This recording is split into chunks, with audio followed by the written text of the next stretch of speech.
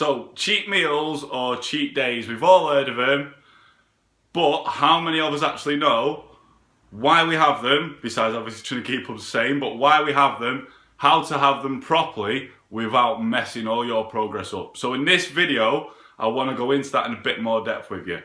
So first off, why do we have cheat meals or cheat days? Now I've pulled my trusty old whiteboard out for this one.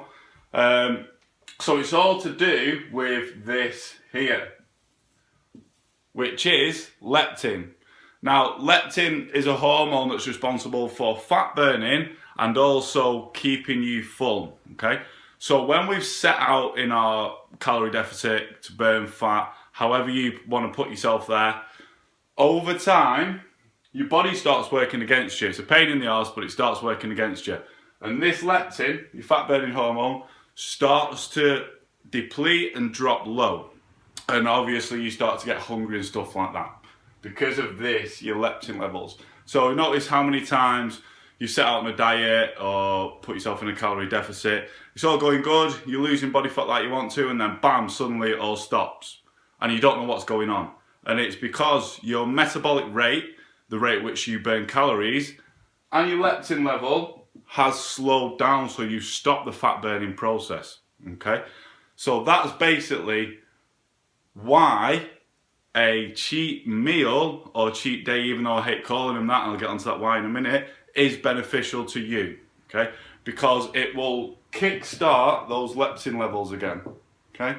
So cheat, I don't like using the word cheat like I say, the proper word for it is a refeed. So you're refeeding your body to kickstart that leptin hormone again, to bring those levels up and to kickstart the fat burning process again, okay? So what's the proper way to actually have them? I'll get onto some of the common faults in a moment, but the proper way to have them. Now there's only one macronutrient out of the three, so your macronutrients, your protein, your carbs and your fats. There's only one of those that actually affects your leptin hormone, and that is carbohydrates.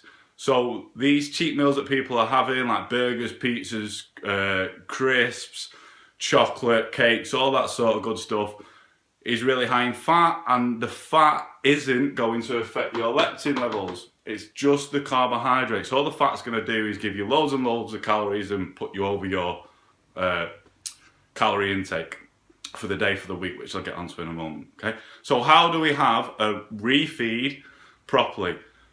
We just increase our carbohydrate intake. Okay, I know it might sound like no fun, so it could be more rice, more pasta, more bread, things like that.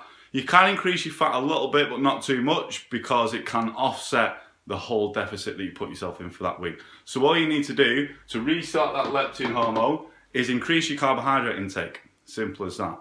Now, some of the common problems that we see, so we might see a lot on Instagram or Facebook, you know, a big pizza, a massive burger and stuff like that, cheat day bro, or cheat day and all this sort of stuff, a cheat meal. These are some of the common problems, and I'll go into that now, what that can actually do when people start to overeat that much, okay? So if I can eat 2,000 calories a day, okay? I don't know if you can see this properly, it's all back to front in this camera. But if I set myself out 2,000 calories a day, that's me in the calorie deficit to burn fat, okay? That's 14,000 calories a week. So I have a cheat day or a cheat meal, okay? And that puts me to 4,000 calories for that day, okay? So that's 2,000 calories over my normal daily intake. What that then does is it takes my weekly calories from 14,000 to 16,000 calories a week. So that's 2,000 calories over my weekly intake. Now, to burn fat, to be in a deficit, you only need to be in a deficit of about 500 calories. So you can imagine what being over by 2,000 is going to actually start to do. It's going to reverse my whole week and mess it all up, all because of that cheat day or cheat meal, okay? So that's why you should be structuring them a little bit more. Now hopefully you've got an understanding, and hopefully I've explained it a way that you do understand it, in a way you do understand it, so you don't offset your whole week just from that cheat day or cheat meal.